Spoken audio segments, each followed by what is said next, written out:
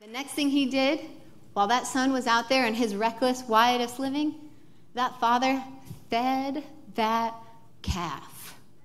He just kept feeding the fatted calf. And if you have a prodigal that you are waiting for, I want to encourage you to get something that you can attach your faith to. Get something that every time you see it, that prodigal is coming home. If you need to prepare a bedroom in your place and every time you walk by it, you say, that room's going to be full again. If you need to hang a photo in your house and every time you walk by it, you say, my family's going to be together again. If you need to get a blanket, if you need to get a particular meal ready, that recipe, whatever you need to do something that stirs your faith. Do something that when the enemy comes and doubts and said, he's dead in a wayward country. This father doubted and thought that his son may have been dead somewhere, but he kept feeding that calf. Something that when the enemy comes against you, you say, no, my prodigal is coming home. The prodigals are coming back. Prodigals are coming to their place. And maybe it's just me, but I think, because this father had plenty of servants. But I think maybe after his son left, he said, I don't want anybody else feeding that calf but me. I'm going to get out there. I'm going to feed that calf. I want to see it. I want to look at it. Every time I go out there, I think he just gave him a little extra scoop. I know you're supposed to get 2 scoops, but here's 3. I want you to be good and fat because my prodigal's coming home. I want you to be good and fat because I have something that I'm preparing you for, because I'm preparing in my heart and I'm preparing in my environment a place for this prodigal to return to. What you have to understand about Jewish culture is that it would have been customary for a man of this stature to keep a fatted calf on his property.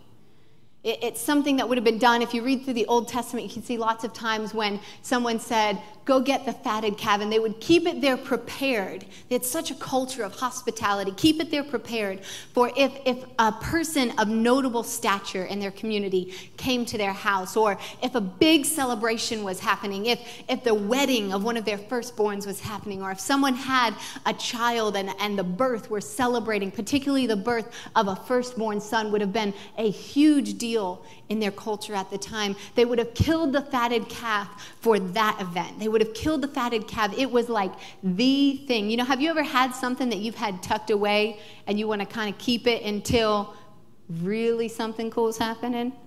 Like someone sent you some Omaha steaks and you're like, let's keep those until a really good event. Right? You just got them tucked away. And I don't know if you've ever noticed, but it's like the longer you leave them, the more special the event has to become. Right? Now you've had them in there for like a year and a half and you're like, no one's quite made the cut for those steaks yet. Because we know they're going to be awesome. And this father was just feeding this calf. The calf would have been fed extra and exercised less to make it nice and fat. That was kind of it's like the original Wagyu beef, right? And I just think he just kept feeding him. And I have to wonder to myself, how many special people came by their house and didn't quite make the cut for the calf? How many members of their community came in? How many special events went by? And the father was like, yeah, it's a good day. Go kill a calf, but not the calf. I'm saving the calf for when my prodigal comes home, right? And you have to have that thing that inside of you starts stirring and starts churning and starts saying, I am preparing this thing.